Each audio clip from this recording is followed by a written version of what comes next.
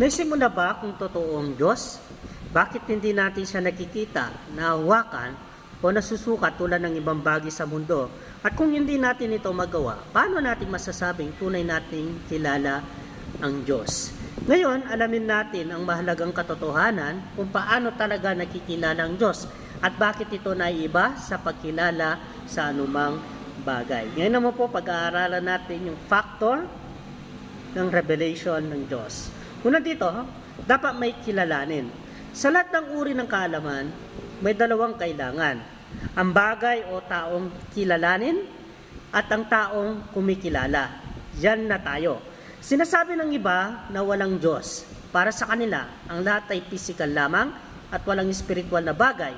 Kaya ang akala nila, ang tanging makikilala natin ay ang mga bagay na nasusuri ng siyensya gamit ang ating pandama.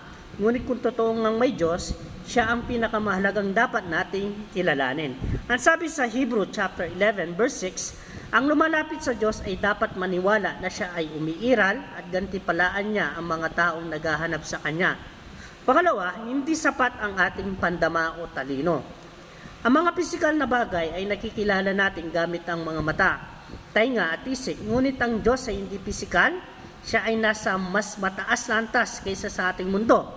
Kaya hindi natin siya matutuklasan gaya ng pagtuklas sa bagong gamot o bituin. Hindi rin siya lubos na maunawaan gamit lang ang sarili nating talino.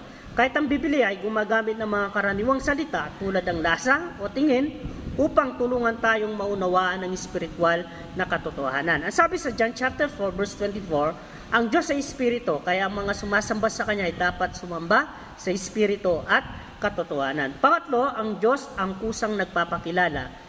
Ito ang pinakamalaga. Hindi tayo ang nakakatuklas sa Diyos. Siya ang kusang nagpakilala sa atin. Dahil siya ay dakila, bumaba siya sa ating antas, gumagamit siya ng mga salitang madali nating maintindihan, tulad ng pagtawag sa Kanya na Ama, upang ipakita ang Kanyang pagmamahal, pagkalinga, protection at otoridad.